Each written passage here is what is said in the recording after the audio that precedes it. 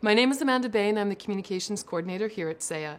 I've just started, and while I'm getting my feet wet, I cannot wait to dive in. I'm truly, truly thrilled to be here.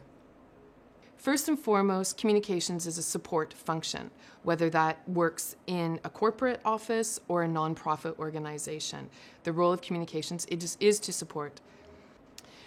Coming in at the tail end of the year on a part-time basis has only allowed me to work on two main communications projects, but so far so good. The first project was with the volunteer program. More or less, it's getting the documentation, the supporting documentations for all of the volunteers in a new format, giving them a fresh and consistent look, as well as ensuring that the content is accurate and up to date. As well, rather than having multiple applications for the various programs, it was about merging it into one that would still give all of the programs the information that they needed, but also to in one format, one simple format for all volunteers to use.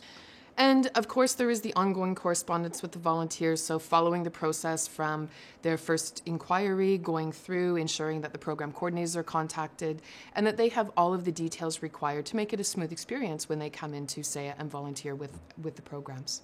The second project that I've been working on has been with the e-newsletters or postcards.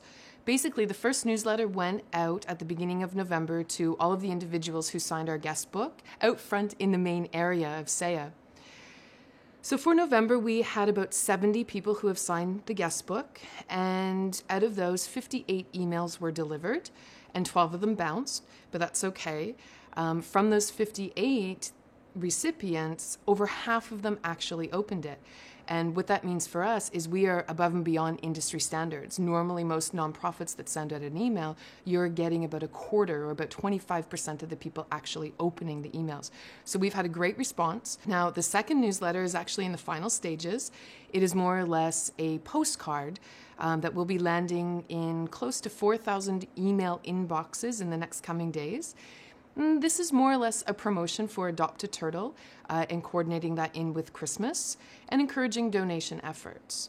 Now, 'tis the season, so the intention here is to inform all of those on our subscription that this would be an alternative gift, more or less under inspired giving.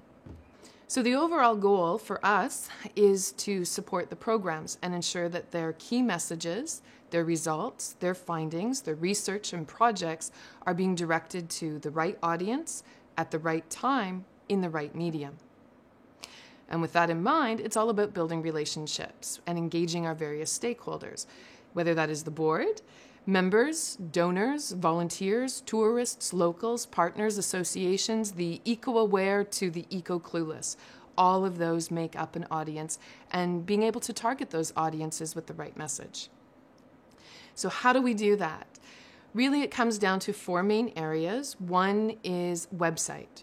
So that's a huge communication vehicle for us and a huge opportunity to interact with all of those audiences. So the key here is to create a responsive, user-friendly website for both the administrators on the back end and the readers on the front end, and utilize the analytics that go along with that. The second component would be to engage in social media. So currently we have Facebook and Twitter. There's also options of engaging in other more visual social media like Instagram or Pinterest even.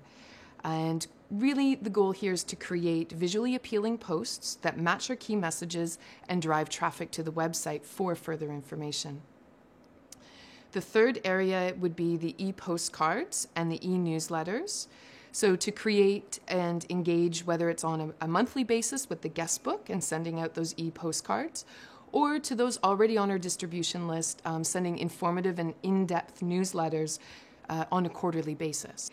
The fourth part of that would be volunteer recruitment and coordination. So more or less, it's continuing the support of the programs to ensure that any volunteers that are recruited have a smooth and seamless transition from the point of application until their arrival and then their departure.